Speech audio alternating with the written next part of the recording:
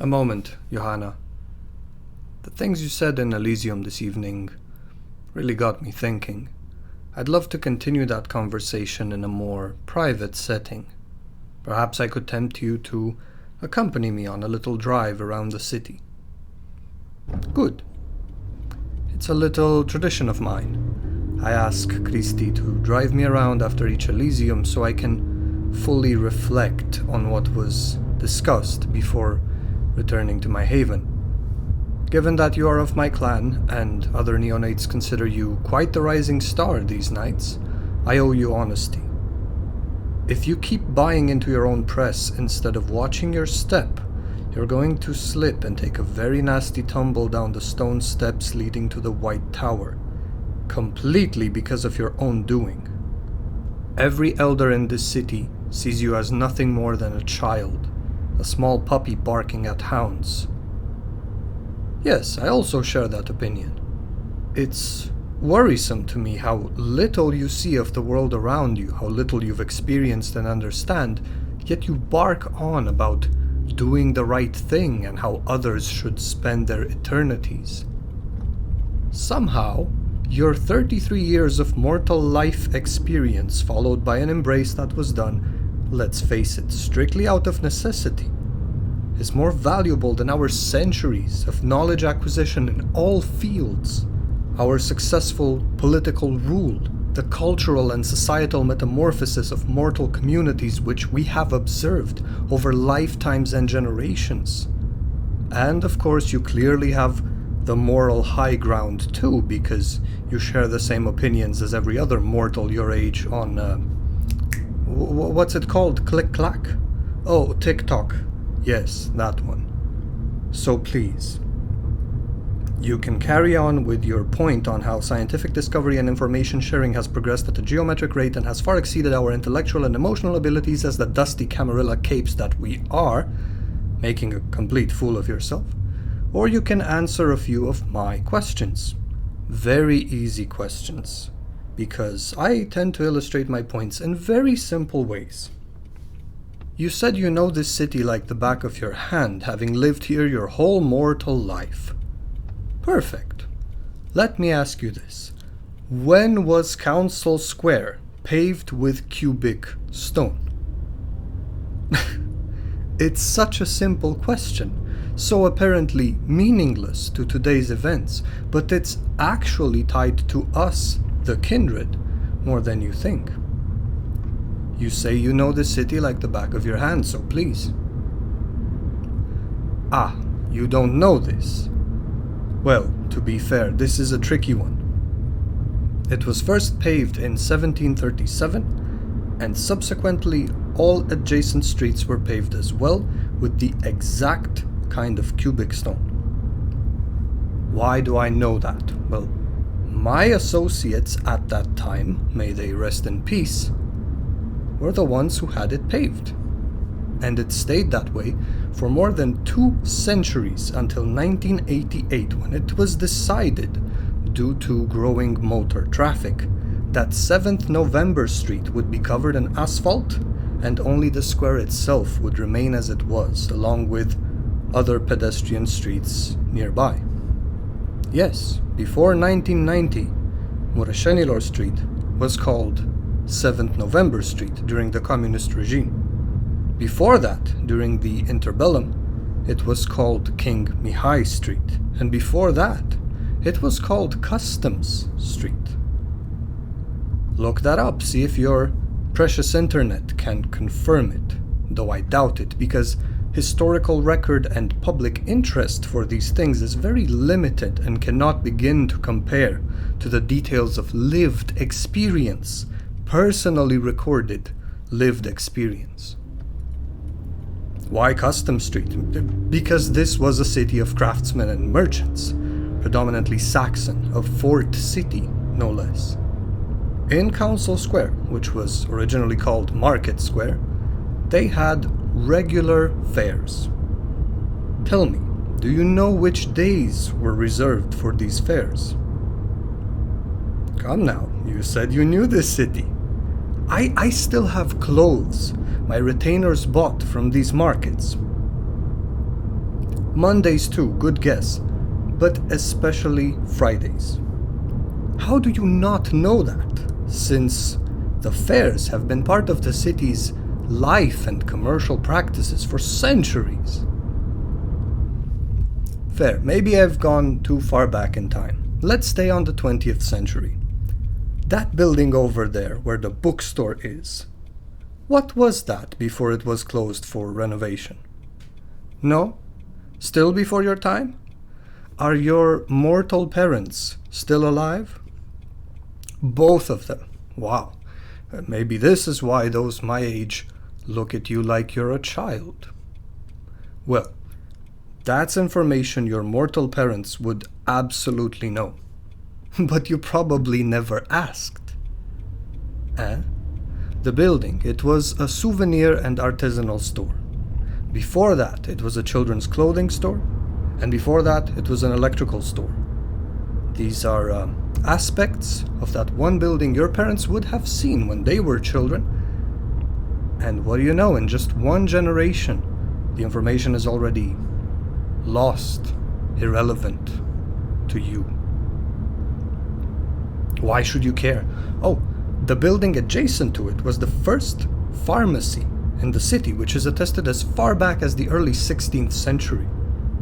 The building you see now, which belongs to the administration of the Black Church, was actually split into 3 separate buildings before that, with different owners, Saxon owners. And about 2 centuries later, they walled off the inner courtyard and constructed the upper floors, that is, after they rebuilt the house where the pharmacy was, because that one burned down during the fire of 1689, which is probably the second biggest disaster the historical old city has ever seen.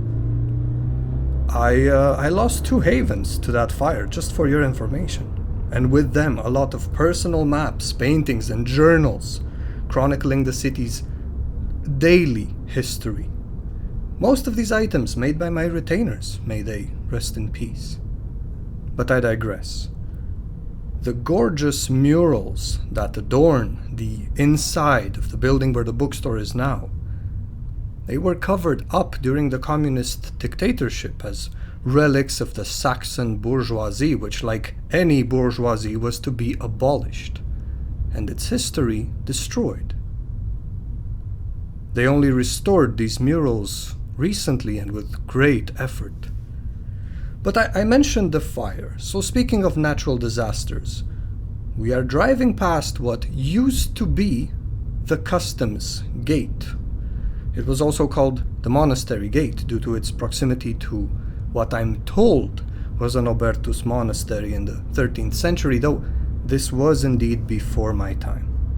Now, the gate I am talking about was heavily impacted by the earthquake of 1738 and was subsequently taken down in 1836, but you probably don't know anything about that either, since it's not on your social media feed, is it, Neonate? Yes, it was taken down, and the new gate was constructed in 1838, 2 years later, but that one was also taken down in 1891, when they realized the very first steam trams couldn't fit through the arc of the gate. The first steam trams on this soil were right here in this city, which would at some point in history be called Stalin City. And you probably remember only the electrical trams from when you were a mortal child. Electrical trams which were also removed in 2006 and replaced by buses. Anyhow, enough about the buildings and the streets and the vehicles. Maybe you don't like those things. Maybe they don't really matter to you. You're all about people and culture and doing the right thing, right? Let's talk about people and morals and laws. Why not? What can you tell me about the witch trials in this city? Yes, they took place in what is erroneously called the Witch's Lake, but let me shed some light. That so-called lake was only a larger, rounder part of the water moat that surrounded the entire fort city. and it was near Gate Street, which is called Republic Street today. Yes, that's where the intermediate phase of the trials was held. The initial phase consisted of searching the accused's home and finding incriminating ritual paraphernalia. The intermediate trials consisted of tying up the accused with ropes and throwing them into the water. If they sank, they were innocent. If they rose to the surface, they were guilty. Obviously, the ropes could still be pulled discreetly from the banks of the moat by the witnesses and the prosecution to make it seem as if the accused was floating. Then there was the confession phase, because all of the accused ultimately needed to confess with their own mouths, and against stubborn witches, torture was used, as you can imagine. Then, finally, they were handed over to the church to be burned at the stake, to be burned alive, which was considered the only way the witch wouldn't come back after death to hurt its tormentors. That was the law and the humanity of those times. And though I didn't see the burning stakes with my own eyes, I've had beloved retainers perish in those flames. See, you think it inhumane that I and elders like myself keep ghouls who are bound by our vitae, but you seem to forget it's a necessary discomfort in keeping them alive over centuries. Centuries in which they can also gain experience, wealth, enjoy things like art, record history for future generations, and ultimately, if all goes well, they decide when they want to go, which, to be honest, none of them did yet, even after 8 mortal lifetimes of what you so nuancelessly call blood slavery. You find the practice of ghouling morally appalling, believing that any and all such retainers are mistreated and abused, and you lump me together with the others of my age, regardless of our individual experiences, cultures, and paths of morality, even though I'm no one but myself. Ghouling is neither enjoyable nor desirable. It is, as you've been told before in Elysium, a necessary practice. I'm not the one who made the rules humanity lived by throughout history. I didn't force children into arranged political marriages at very tender ages. I'm not the one who burned witches alive or butchered and tore entire cities down in pursuit of power and dominance. No, that was the doing of mortals who could not transcend their aggressive upbringing, their oppressive traditions, and ultimately the mentality of their time. Like you, I was at some point a product of my time and culture, which I have transcended over centuries of experiences. Neonates like you only read about in books or see in poorly made, historically inaccurate movies. So tell me, does that wealth of experience and my ability to truly think for myself, unfettered by the mortal culture of the times, does that make me more human or less? Who has the higher potential and willingness to commit atrocities? Me, as the subtle manipulator who's preserved his humanity over centuries? Or some young impressionable neonate who is so convinced that their views are correct, they go on the very same witch hunts we've tried so hard to abolish? Johanna, how many of your havens were destroyed by natural disasters? How many of your beloved retainers were killed by invaders, political adversaries during wars, ethnic conflicts, and revolutions? How much have you paid out of your own treasury for restoring buildings, streets, documents, murals? Or maybe paid the pharmacists to hand out medication to those who couldn't afford it and keep the commerce going through difficult times in this city's history? Yes, I might have done it to keep my herd healthy, but I think by any standards, my action and its consequences are considered a benevolent gesture of kindness and compassion. See, I've been where you are now. young and clueless, full of fervor and imagined righteousness. But you can't even visualize in your mind's eye the things I've experienced, the trauma and emotional pain I've lived through. You didn't watch your hometown burn, be invaded, devastated by the plague. You can't even conceive a time when the death penalty was still in effect, or when prostitution was legal. You haven't even experienced the revolution of '89, and that was what, 30 years ago? Neonate, if I lit a candle for everyone I cared about over centuries of unlife, all of my associates, retainers, lovers, herd, and others that in my naivete I called friends, I'd burn this city to the ground once more. That being said, you still think you know the city? Why? Because you know the mall used to be a factory? Because you know which neighborhoods are newer? You know only enough that you don't get lost in this place. That's it.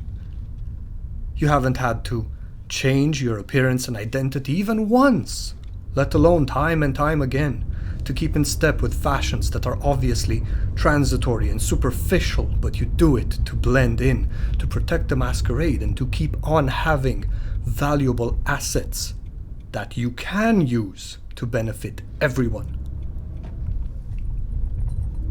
You can't even fathom how the local languages have changed over centuries, and even how many endless grammatical rules have went in and out of use since the 90s, only in regard to what is considered the literary language.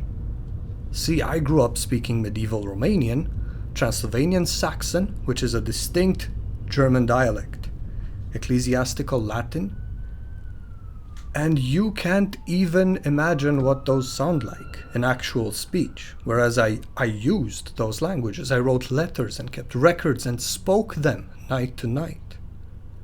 Then I learned Hungarian, Greek, French. But enough about my linguistic ability, that's not really the topic.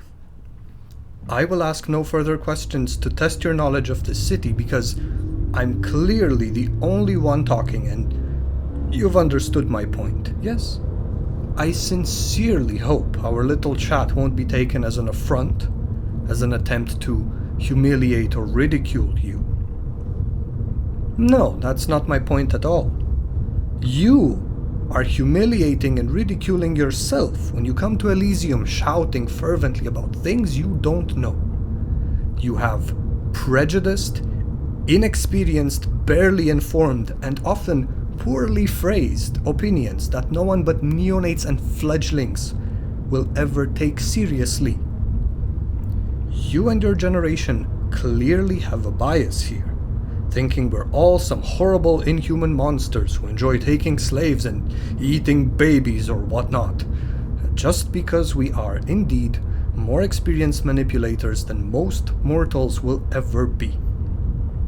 But that also means elders my age who have retained their humanity to the degree I have, we've also suffered so much more than any mortal will ever know, more than you neonates can conceive for now. But hopefully you will live as long as I have, and you will learn.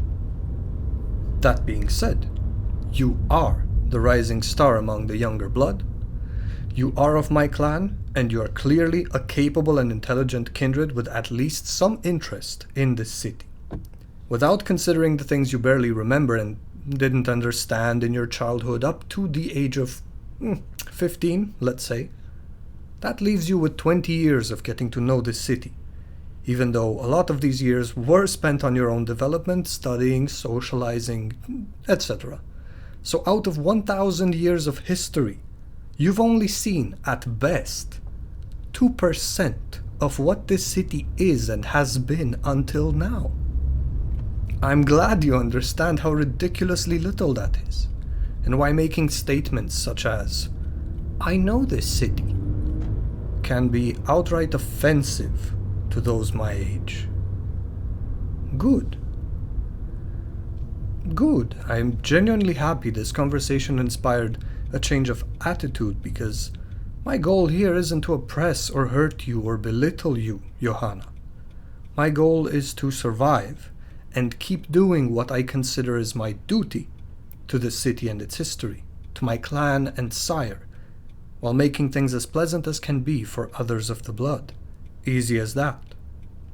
As your Primogen, I'm supposed to be the voice of my clan in this city. And despite my resources, that is not a duty I've forgotten. And tell you what, since you're so receptive, I will open part of my archives to you, and you alone. If you truly want to know this city, I can be your guide. And because it is within my power to give and show kindness, I have a little Christmas present for you. I know you've been going from restaurant to guest house to hotel, trying to find where Dracula spent his nights during his time in the city. They're all called Drachenhaus, yes, and each claims that's where he resided, but obviously it's all false advertising, people rushing to capitalize on urban legends. I know exactly where he resided because I showed Vlad III hospitality on multiple occasions, before and throughout his second reign. And that is why I know the original building is no more. It perished in the fire in 1689. The current version is a meticulously fireproofed reproduction of the original, my own reproduction. This is where I currently keep a part of my archives, my maps, a few paintings I've kept for myself instead of giving them to museums. And, well, this is it. We're right in front of it. And that's the famous Dracula house. Just ring the doorbell and follow my blood-bound slave who has been stripped of any free will and has no choice but to live an eternity of health, wealth, luxury, and research in my horrible, monstrous company. I trust you can find your way back to your haven afterward. Take care and make sure the sunrise doesn't catch you on your way or ogling my maps. Oh, and one more thing. Merry Christmas, Neonate.